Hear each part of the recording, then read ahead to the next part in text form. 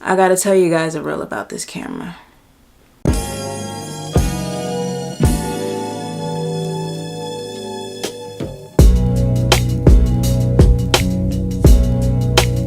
Do you think that YouTubers can vlog with the Hero 7?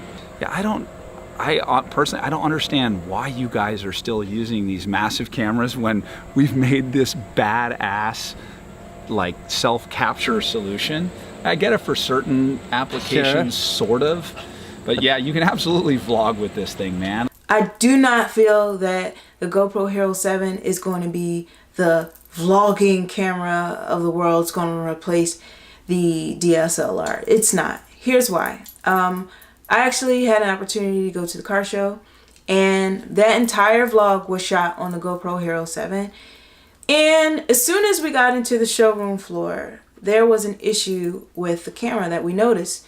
Because there was like fluorescent lights that was shining on each of the cars in the showroom, the camera quality actually became very muted. The yellow, horrible quality. So we actually had to go in overtime when editing to actually pull out that yellow color with the color correction. We had to pull it out, do things with the saturation, very much so because of the footage. And that's a downfall for me. So for me, going back to what the creator said about this being the camera that's going to end the DSLR, you can't say that, because when you're thinking of vlogs don't always start outdoors. Sometimes vlogs start indoors or vice versa. So for me, when you're telling a story, you're doing it in different settings. So indoors is definitely something that you want to use this camera for. And if it doesn't hold up indoors in different type of lighting, this is not a camera that's going to be universal. So to say that statement is a broad statement. Like, it's not really narrowing in on an issue. And I think that I've discovered an issue with this camera. It's not good for indoor use. Hence why the camera is always marketed outside. Even when you see advertisements for it, or if you see the station when you go to Best Buy for the GoPro Hero 7 and they show you that beautiful video, it's always indoors. It's always outside. It's never in a confined space. And I think it has a lot to do with how the camera is built and what it's used for. It's a very active camera, being outside, being in the world, and having natural lighting.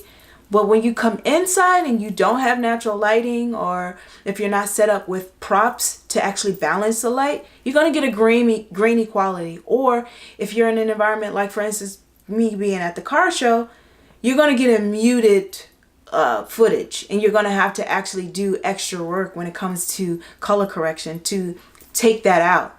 So that's definitely a downfall, which leads me to believe that this camera is good only for outdoor use, and that's bad. Like, the one thing I will say that this camera is good for that DSLR can't do, it's so small. It can fit in compact spaces. So you can get in environments that you can't get into when you're shooting with this camera that you can't with a larger camera. So I can see that.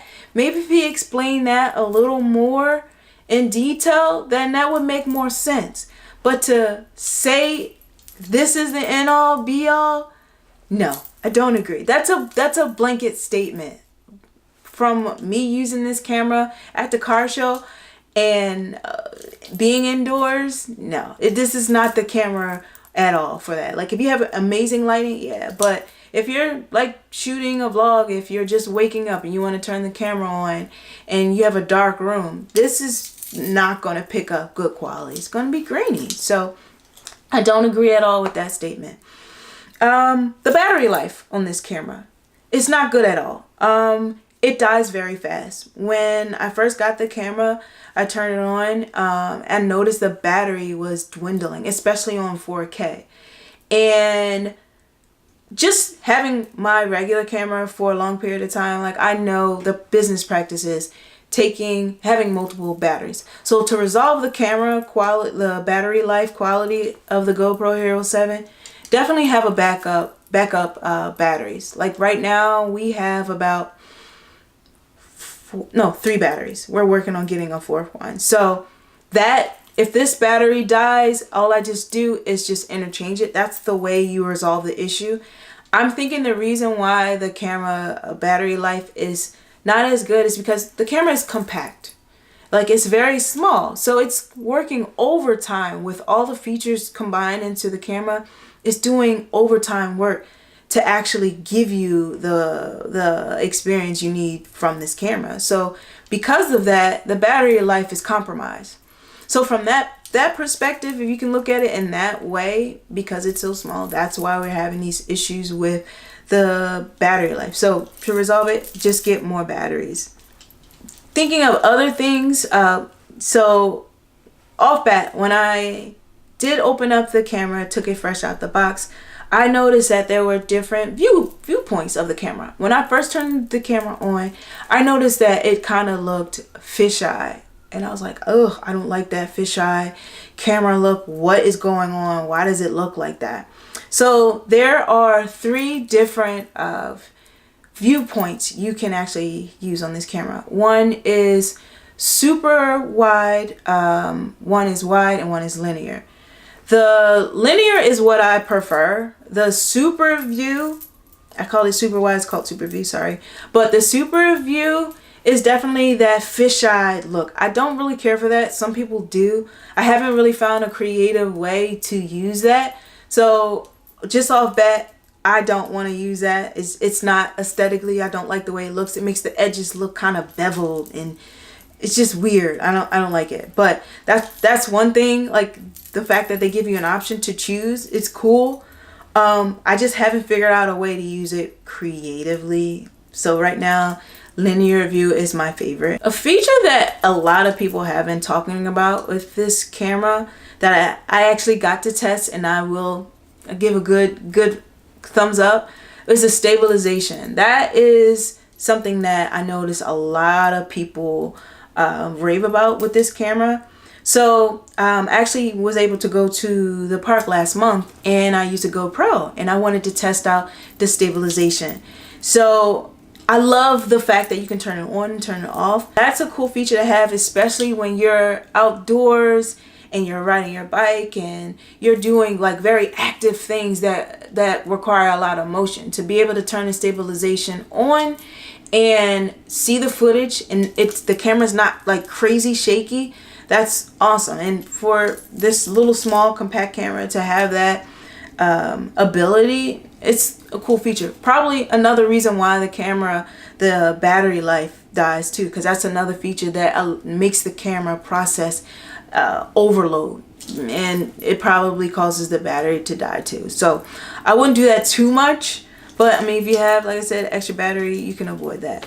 So stabilization is a feature that I actually do like about the camera. Compression issues when uploading, I noticed when especially when we did the car show vlog, because we shot in indoors, like that was an issue, and the compression issue, and I'm hearing that the compression issue is not actually with the GoPro footage, it could be with the YouTube compression. Here's the thing, I'm still discovering the camera from that standpoint, but just for me, there were some issues that we had on our end with the compression. I don't know if anyone else had that issue, but yeah, I definitely will say that when you're going out buying the GoPro Hero 7 thinking that this is the camera that's going to abolish your DSLR, it's not. That's just from my experience. It's definitely not. I think overall this camera is definitely good for outdoor use and just finding different ways to use it. Like, I'm definitely going to mix up my content on how I'm trying to tell my story. I'm definitely going to continue to using my Sony 6300, and I'm going to switch it up and sometimes use a GoPro depending on what I'm doing. Like if I'm outside, like I might want to get a different angle. The fact that I can actually tether the camera to Punk being outside, like seeing it from his view, like that's a cool thing. Like the accessibility of this camera is what is a selling feature. Like, you can do so many different things, and it's so compact. Like, and then there's other accessories, add-on features to this camera with other cameras too. But because this is so small, you wouldn't think that you can actually add features on, but you can. It's waterproof too. I haven't tested out the waterproof functionality yet, but I definitely will. Summertime, I'm going to be going places, swimming. We'll see how well this works, and doing some really cool transitions with water. Let's see. I haven't figured it out yet, but I definitely can leverage this camera as just a different way to tell a story. Not just looking directly into the camera, but just from a different view. It does has its pros and it does have its cons. Just based on my experience, I will not shoot with the GoPro indoors, not at all. Now, if someone out there can give me some feedback on better ways to get better quality while shooting indoors, then definitely shoot it to me. But for right now, it's not a good camera for me, in my opinion, shooting indoors. It's a great action camera, and definitely that's how they market it. So those are my thoughts on the GoPro Hero 7 Black. Let me know what you guys think. If you agree, if you don't agree, let me know. If you have some feedback based on what I said, put it in the comments. But don't forget to like, share, comment. See you guys soon.